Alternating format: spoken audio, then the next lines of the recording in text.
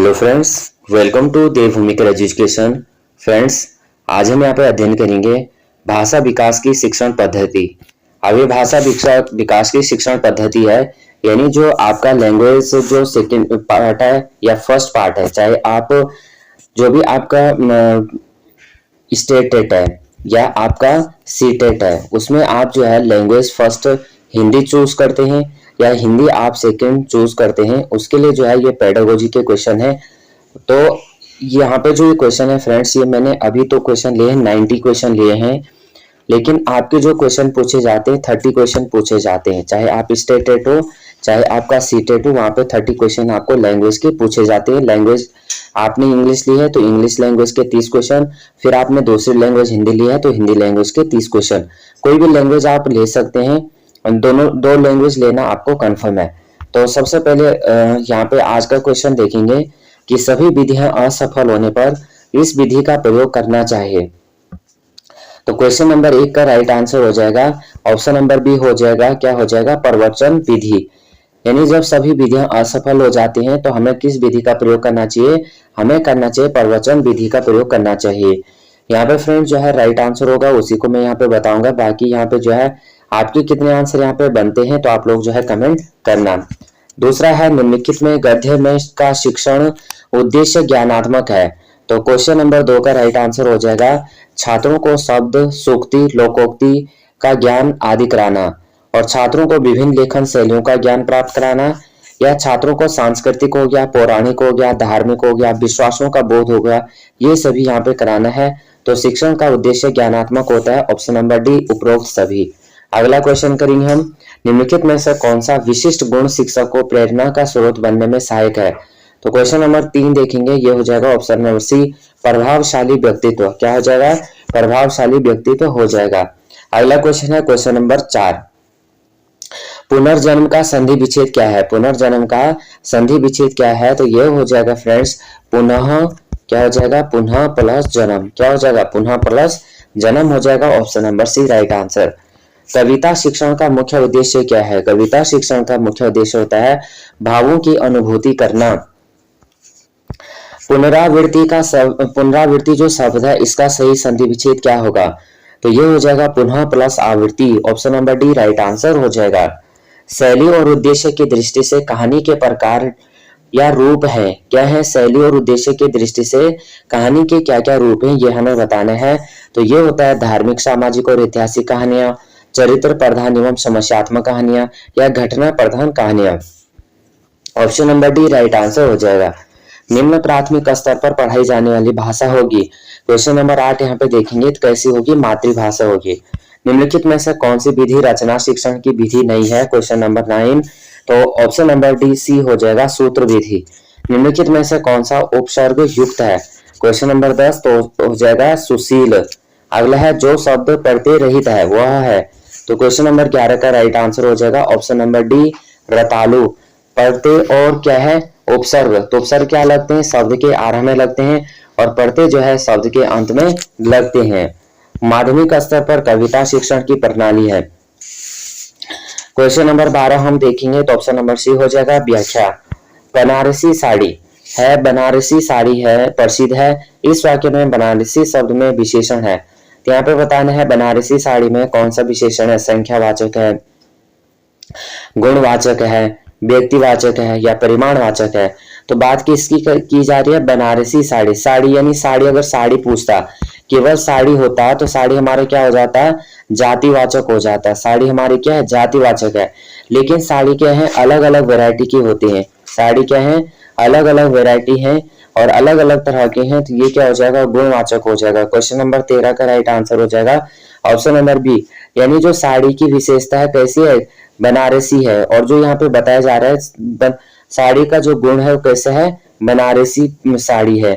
तो और अगर हम इसमें देखेंगे तो ये व्यक्तिवाचक संख्या के अंतर्गत भी आ सकता है, क्योंकि जो व्यक्तिवाचक यानी किसी साड़ी का प्रॉपर नाम देना। अब इसमें हम ले सकते हैं जैसे क्या है, बनारसी साड़ी, तो इस साड़ी का जो गुण है वो कैसा है, बनारसी साड़ी नाम से है। बाकी अगर हम व्यक्तिवाचक में देखें तो ये किस तरह से हो जाएगी कि सिल्क की है, या किस कैसी है, सूती है, ये किस तरह की है, ये इसमें व्यक्तिवाचक आ जाएगा। विद्यालय में मातृभाषा हिंदी शिक्षक की प्रमुख भूमिका होनी चाहिए। क्वेश्चन नंबर 14 अगर हम देखेंगे, ऑप्शन नंबर ए हो जाएगा विद्यालय समन्वय योजना प्रभारी। अगला क्वेश्चन है उद्देश्य निष्ठ मूल्यांकन की विशेषता है। क्वेश्चन नंबर 15 क्या हो जाएगा, वस्तुनिष्ठता और विभेदीकरण, व्यापकता और व्यवहारिकता, या विश्वसनीयता और वैधता। तो ऑप्शन नंबर डी सही हो जाएगा, उपरोक्त सभी। उच्च प्राथमिक स्तर पर पढ़ाई जाने वाली भाषा होगी। क्वेश्चन नंबर 16 देखेंगे तो क्या हो जाएगा, ये हो जाएगा मातृभाषा या क्षेत्रीय भाषा या संघीय या सह संघीय भाषा। ऑप्शन नंबर यहाँ पर डी राइट आंसर हो जाएगा। कक्षा में किसी वस्तु का वास्तविक स्वरूप चित्र द्वारा स्पष्ट किया जाता है, संभव न होने की स्थिति में प्रयोग करना उचित होगा। Question number 17 option number D हो जाएगा प्रतिरूप मॉडल। मातृभाषा के पक्ष में पक्ष होते हैं, मातृभाषा के पक्ष होते हैं भाषाई होता है और साहित्यिक पक्ष होता है। साहचर्य विधि में भाषा की आरंभिक शिक्षा प्रदान की जाती है। तो यहाँ पे जो क्वेश्चन नंबर 19 है इसका राइट आंसर हो जाएगा, ये हो जाएगा खेल खेल में। मातृभाषा की उपयोगिता से संबंधित विकल्प नहीं है, यहाँ पे नहीं है, क्या बोला गया है, ये नहीं है मातृभाषा प्रगति पथ की बाधक है, ये गलत है। बाकी क्या है, मातृभाषा बालकों के ज्ञान का विकास एवं चिंतन का साधन है, मातृभाषा विचार विनिमय का साधन है, मातृभाषा जो है शिक्षा का सर्वश्रेष्ठ माध्यम है। देवनागरी लिपि अन्य लिपियों की अपेक्षा कहीं अधिक है। तो किसमें 21 देखेंगे, ये हो जाएगा वैज्ञानिक है, ध्वन्यात्मक है और कलात्मक है। अगला क्वेश्चन, भाषा शिक्षण की किस विधि का प्रयोग अधिकतर लाभकर होता है। तो यहाँ पे 22 का राइट आंसर है ऑप्शन नंबर बी खेल विधि। अगला क्वेश्चन है वह लड़का शरीफ है, वाक्य में शरीफ शब्द है, वह लड़का शरीफ है, शरीफ शब्द क्या है, तो यहाँ पे जो 23 है 23 का राइट आंसर हो जाएगा ऑप्शन नंबर बी विशेषण। लड़के की जो विशेषता है वो कैसी है, शरीफ है, तो शरीफ शब्द हो जाएगा विशेषण हो जाएगा। विवृत जिह्वा द्वारा उत्पन्न होने वाला हिंदी भाषा का स्वर है। तो 24 में हम देखते हैं क्या हो जाएगा अ। विवृत जिह्वा द्वारा उत्पन्न होने वाला हिंदी भाषा का स्वर है अ। किस शब्द में अधिकरण कारक का प्रयोग हुआ है। 25 किस शब्द में अधिकरण कारक का प्रयोग हुआ है, तो इसमें देखेंगे 25 में ऑप्शन नंबर ए हो जाएगा वाहनारूढ़। क्या हो जाएगा, वाहनारूढ़। हिंदी शिक्षण को उन्नत बनाने का साधन है। 26 ऑप्शन नंबर डी श्यामपट हो गया, मानचित्र हो गया, पाठ्य पुस्तक हो गया। नाटक का तत्व क्या है, नाटक का तत्व क्या है, यह है वस्तु का तत्व, कथोपनक, कथन, अभिनय हो जाएगा, ये सभी हो जाएगा। निम्नलिखित में से मंत्रणा और तर्क विधियां का सम्मिलित रूप क्या है। 28 अगर हम देखते हैं तो यह हो जाएगा स्वाध्याय विधि। अभ्यास के नियम को अधिगम का एक नियम स्वीकार किया गया है। 29 तो ऑप्शन नंबर बी हो जाएगा थॉर्नडाइक ने। थॉर्नडाइक के अनुसार अभ्यास के नियम को अधिगम का एक नियम कहा जाता है, यानी जितना हम अभ्यास करते हैं वो ही हमारा क्या है, सीखने में अच्छा मार्ग है। जिस तरह से आपने भी देखा होगा जिन चीजों को हम अधिकतर करते रहते हैं वो चीजें हमें क्या हो जाती है, एकदम से उन चीजों को हम सीख लेते हैं। तो ये थॉर्नडाइक का नियम है। हिमाच्छादित शब्द में कौन सी संधि है, हिमाच्छादित शब्द में कौन सी संधि है, तो ये है दीर्घ संधि। कौन सी संधि है, दीर्घ संधि है। व्याकरण शिक्षण पाठ के प्रकार होते हैं, व्याकरण शिक्षण पाठ के प्रकार होते हैं। 31 देखेंगे औपचारिक व्याकरण पाठ, प्रासंगिक व्याकरण पाठ, व्यवहारिक व्याकरण पाठ और ये सभी। तो option number D right answer हो जाएगा। कविता का मुख्य लक्ष्य क्या है, कविता का मुख्य लक्ष्य क्या है। 32 ये है कविता का सरलार्थ बताना। हिंदी के जीवा मूल्य व्यंजन है, हिंदी के जीवा मूल्य व्यंजन कौन से हैं। 33 हमें बताना है। ऑप्शन नंबर बी हो जाएगा क ख ग। क्या हो जाएगा, ऑप्शन नंबर ए क ख ग जीवा मूल्य व्यंजन। अगला शुद्ध वाक्य क्या है, शुद्ध वाक्य क्या है 34। तो 34 का हम देखेंगे कबीर को हिंदी का पहला कवि माना जाता है। ये वाक्य यहाँ पे शुद्ध वाक्य है, कबीर को हिंदी का पहला कवि माना जाता है। बाकी उसने एक फूलों का की माला बनाई, ये भी नहीं है, उसने फूलों की माला बनाई। मुर्दे गाड़े और जलाए जाते हैं, मैं मेरे घर जाता हूँ, मैं मेरे घर जाता हूँ। यानी यहाँ पे जो है बाकी शुद्ध जो वाक्य है ऑप्शन नंबर डी हो जाएगा। यहाँ पे आपको जो है शुद्ध वाक्य हो गया, शुद्ध शब्द हो गया, विलोम शब्द हो गया, पर्यायवाची शब्द हो गया, समास हो गया, इस तरह के सभी शब्द, अनुच्छेद विच्छेद, ये सभी पूछे जाते हैं। कविता किसका विषय है? 35 अगर हम देखेंगे तो ऑप्शन नंबर ई जो होगा अनुभूति का। स्वर यंत्र में श्वास के आघात में जन्म होता है, ये होता है फ्रेंड्स पूर्ण ध्वनियों का। अगला आदि व्याधि युग्म का अर्थ होता है, आदि व्याधि युग्म का अर्थ होता है 37 हो जाएगा बी, क्या हो जाएगा मानसिक कष्ट, शारीरिक कष्ट। भाषा शिक्षण में परंपरागत उद्योतन सामग्री के रूप में बहुत अधिक सहायक से समझा जाना चाहिए। 38 देखेंगे पाठ्य पुस्तक हो जाएगा। मोहन पिटारी विधि का नामकरण किसके नाम पर किया गया है? 39 ऑप्शन नंबर ये हो जाएगा मदन मोहन मालवीय। मदन मोहन मालवीय मोहन पिटारी विधि का नामकरण का प्रयोग किया गया है।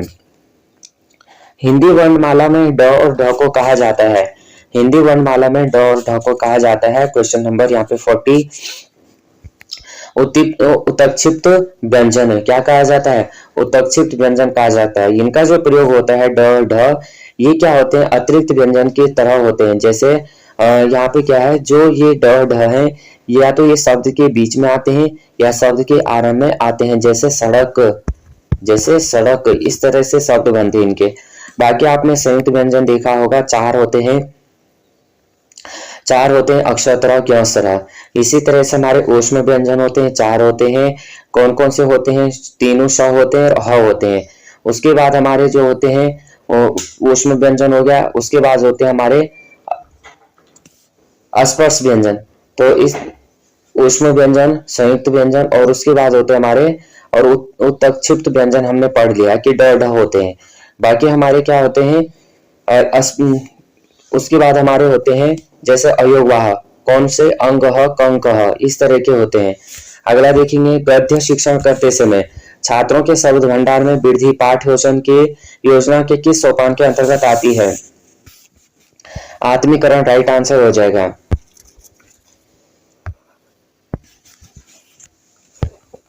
अगला क्वेश्चन है 42 ओवरहेड प्रोजेक्टर कौन सी अधिगम सामग्री का उदाहरण है? 42 में अगर हम देखते हैं तो 42 का हमारा राइट आंसर है ऑप्शन नंबर सी, ये हो जाएगा दृश्य उपकरण। कैसा है?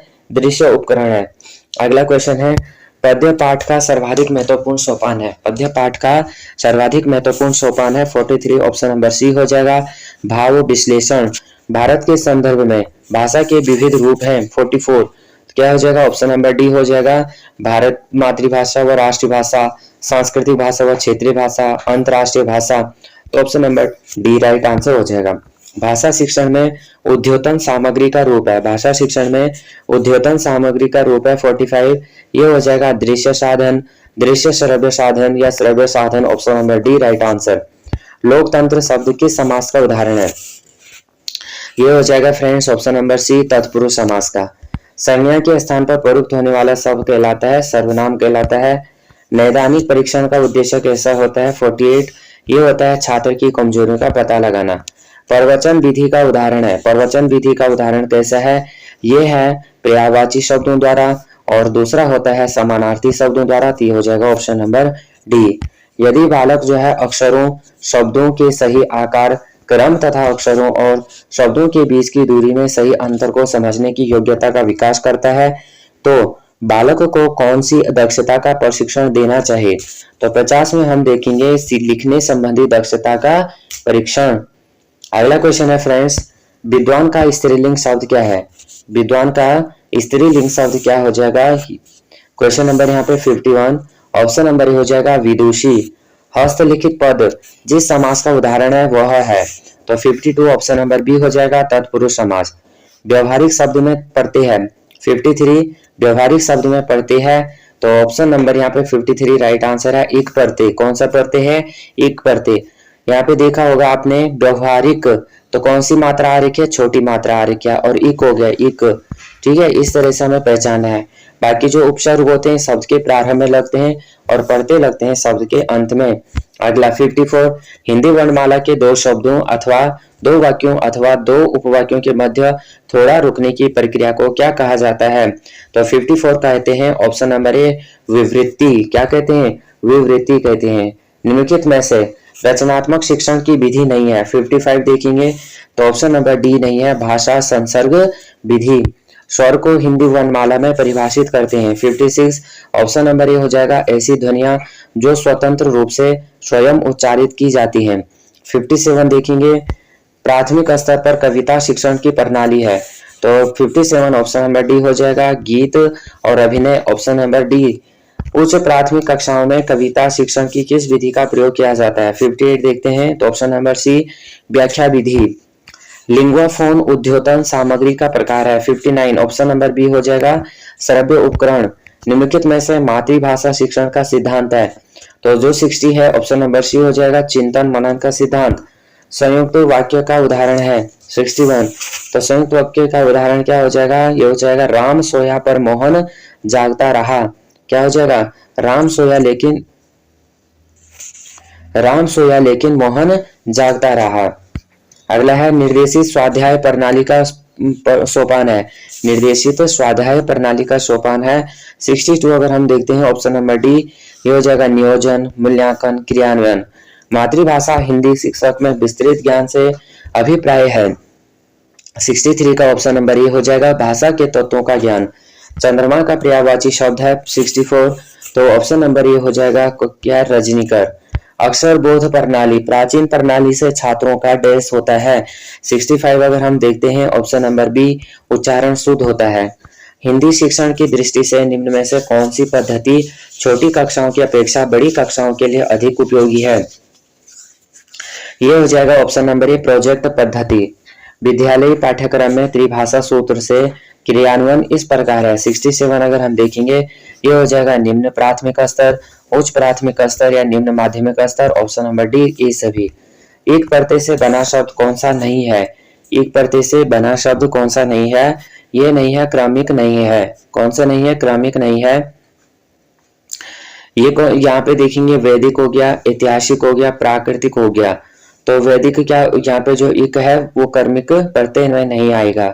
69 योरलव कौन से वर्ण है? योरलव ये है फ्रेंड्स आपके अंतःस्थ व्यंजन।